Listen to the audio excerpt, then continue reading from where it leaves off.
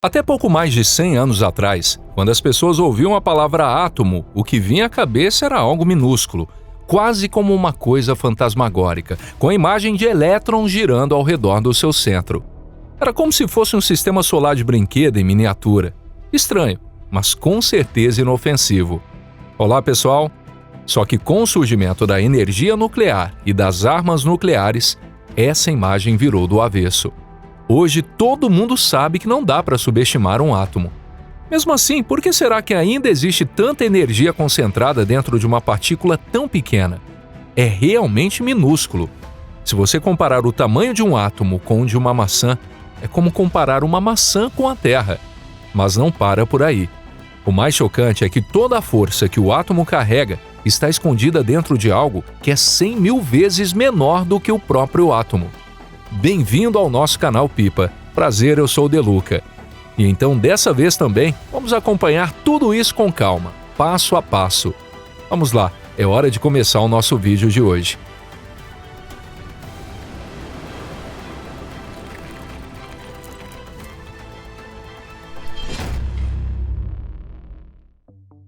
Mola dentro do vazio.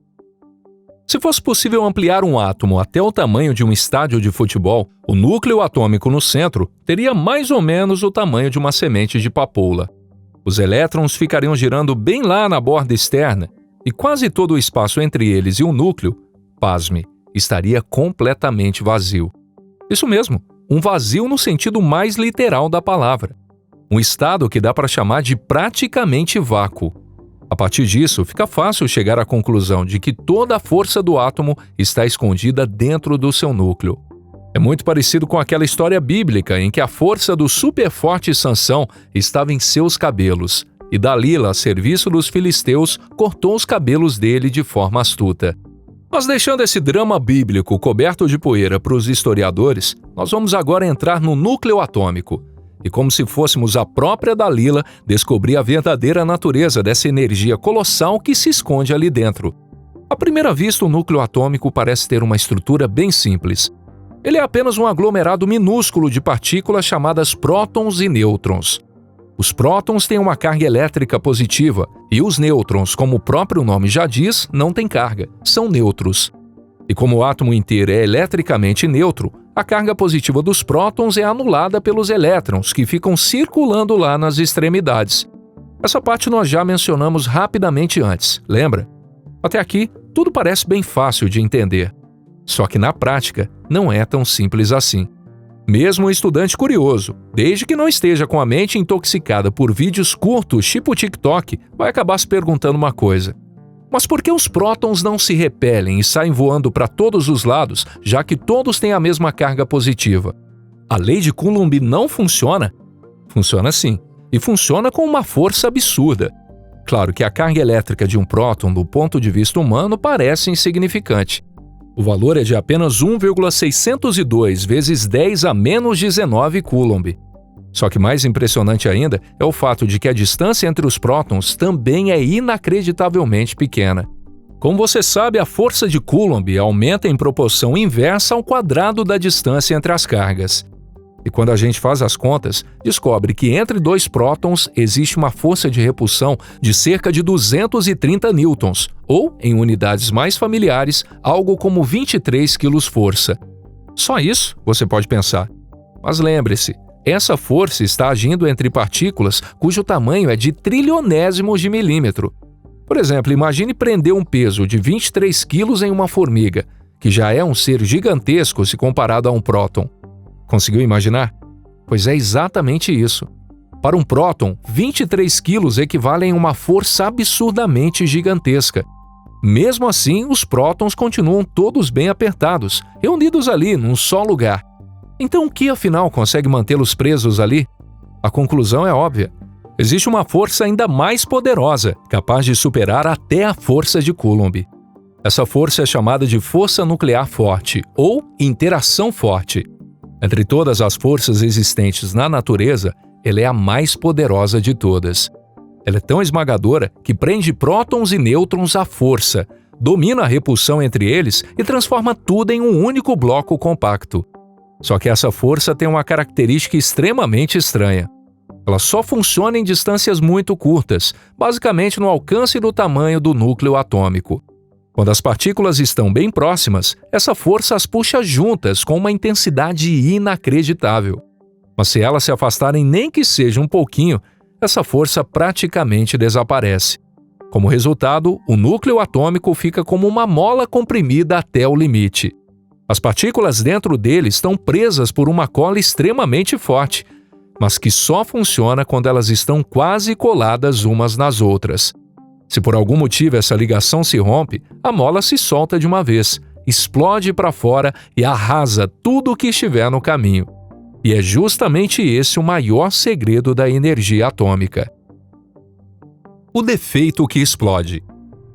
Então vamos tentar estimar a força dessa mola. Claro que não dá para prender uma mola de verdade em um próton, mas dá para medir a massa. E foi exatamente isso que os físicos fizeram.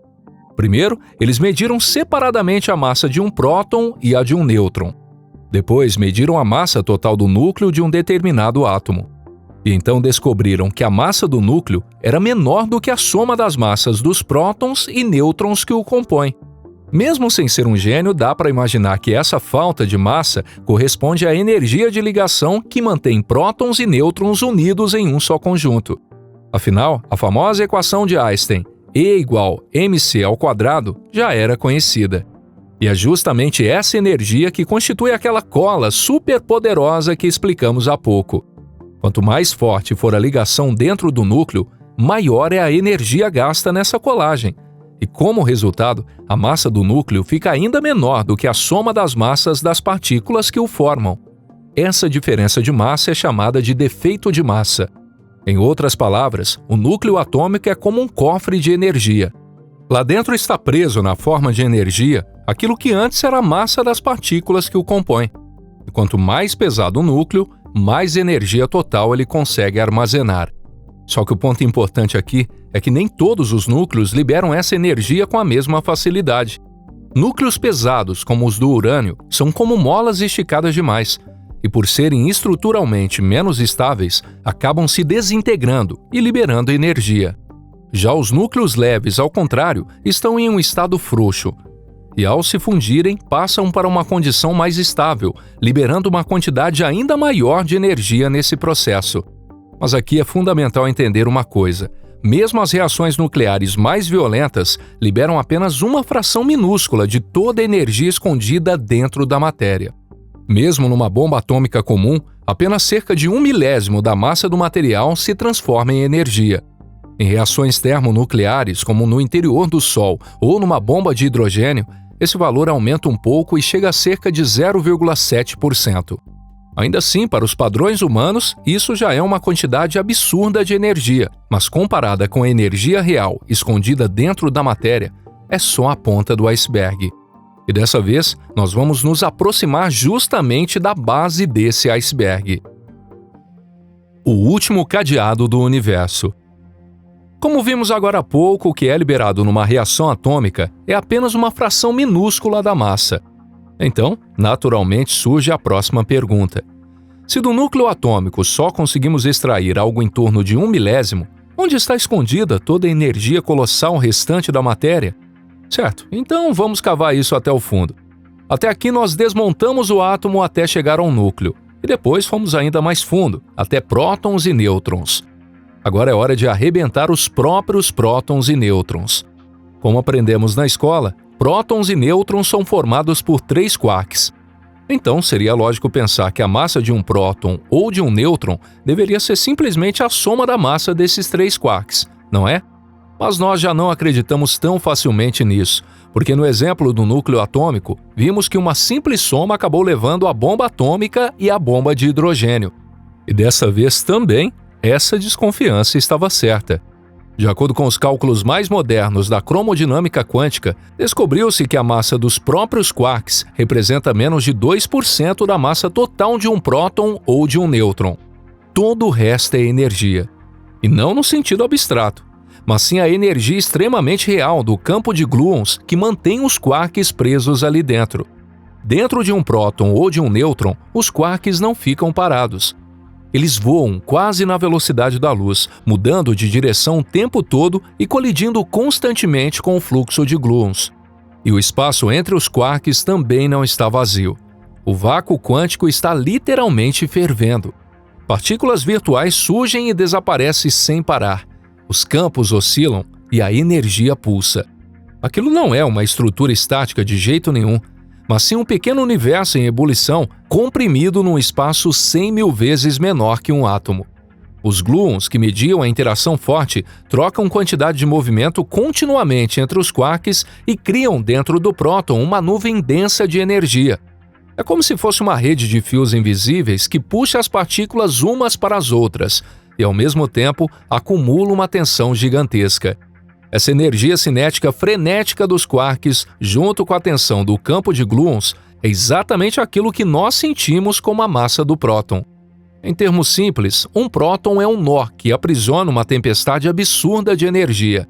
A energia colossal dos campos quânticos e do vácuo fica trancada nesse espaço microscópico por uma força chamada interação forte.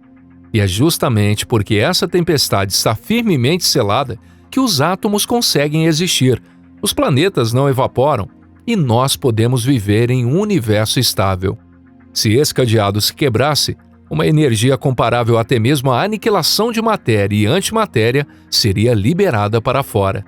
Mas por enquanto é graças ao fato de que a interação forte mantém esse inferno microscópico selado que nós conseguimos viver em um mundo que dá para chamar de realidade. Quem acompanhou com atenção até aqui provavelmente vai se perguntar: se no núcleo atômico a energia de ligação reduz a massa, por que dentro dos prótons e nêutrons a energia do campo de gluons faz o contrário e cria massa? Na verdade, não existe contradição física nenhuma aqui. O campo de gluons dentro de prótons e nêutrons é uma energia positiva. É a energia produzida pelas flutuações e redemoinhos do vácuo quântico tensionado, preenchendo literalmente o espaço interno da partícula. Essa energia não desaparece em lugar nenhum, ela permanece dentro do próton e, seguindo a equação de Einstein, aparece na forma de massa. Já a energia de ligação do núcleo atômico é a energia que foi liberada para fora no momento em que prótons e nêutrons se uniram. O núcleo formado está em um estado de energia mais baixo do que as partículas livres. Como essa diferença de energia foi emitida para fora como radiação no instante em que o núcleo se formou, o núcleo ligado fica com menos energia e, por isso, com menos massa.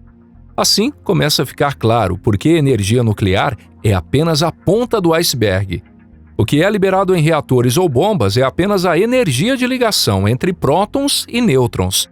Mas a maior parte da massa da matéria comum está muito mais fundo, ou seja, no campo de gluons dentro dos próprios prótons e nêutrons. Literalmente, quase toda a massa do nosso corpo é a energia da interação forte, presa dentro de campos quânticos em um espaço microscópico de 1/1.000.000º de milímetro. E claro, surge outra pergunta irresistível: será que não dá para extrair essa energia, criar uma bomba absurdamente poderosa e dominar o mundo? Do ponto de vista da física, a resposta é sim. Mas, felizmente, na prática, isso é uma tecnologia quase impossível. Para alcançar essa energia, seria necessário destruir completamente a estrutura de prótons e nêutrons. Ou seja, seria preciso romper as ligações entre quarks e gluons mantidas pela interação forte. E para isso, seriam necessárias condições extremas, como as que existiram por um instante logo após o Big Bang, ou como o ambiente brutal de uma colisão entre estrelas de nêutrons. Até mesmo os aceleradores de partículas mais poderosos, como o Grande Colisor de Hadrons, só conseguem criar algo parecido por uma fração de segundo, e ainda assim apenas em uma região menor do que um átomo. É por isso que a energia dos gluons continua trancada. Ela é a verdadeira origem da massa da matéria, mas não pode ser extraída como a energia do núcleo atômico. Nesse sentido, dá para dizer que a interação forte é o último cadeado que o universo colocou para garantir a própria segurança. Para comparar, a energia nuclear é como abrir uma fechadura barata comprada no AliExpress. Já liberar a energia dos gluons seria como tentar arrombar o cofre de Fort Knox. Talvez não exista um cadeado que seja impossível de abrir, mas felizmente a humanidade ainda não tem os meios para isso. E se você achou o vídeo interessante, deixe o seu like e compartilhe. Muito obrigado por assistir até aqui. Então é isso, pessoal. A gente se vê no próximo vídeo aqui no canal Pipa. Até lá!